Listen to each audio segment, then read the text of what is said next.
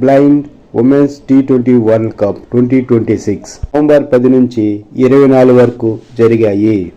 మొత్తం 6 జట్లు పాల్గొన్నాయి.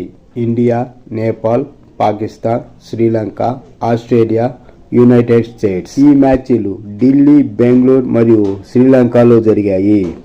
ఈ వరల్డ్ కప్ కి Indian team Seema Das Delhi, Karunakumari Andhra Pradesh, Anu Kumari Bihar, Jamuna Rani Odisha, V Kavya Karnataka, Anekadevi Delhi, Basanti Hasan Orissa, Simranjeet Kaur Rajasthan, Sunita Sarathi Madhya Pradesh, Basanti Rani Orissa, Deepika TC Karnataka captain, Phool సారన్ Orissa, Gagan S Kadan vice captain, Kavya NR Karnataka, Sushma Patil Madhya Pradesh, Durga Madhya Pradesh. వీళ్ళందరూ ఉమెన్స్ టీం సభ్యులు.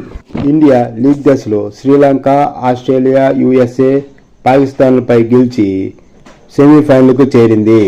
సెమీఫైనల్లో ఆస్ట్రేలియాపై గెలిచి ఫైనల్కు చేరింది. ఇండియా, నేపాల్ మధ్య ఫైనల్ మ్యాచ్ జరిగింది.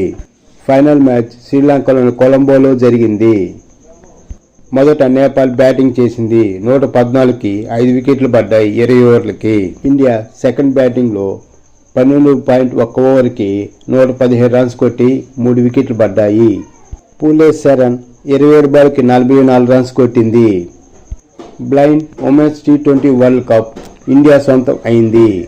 బ్లైండ్ ఉమెన్స్ టీ20 వరల్డ్ కప్ మొదటిది ఇదే.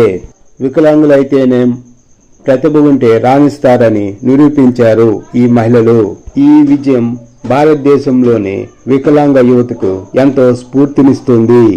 బ్లైండ్ ఉమెన్స్ టీ20 వరల్డ్ కప్ జరగటం ఇదే తొలిసారి.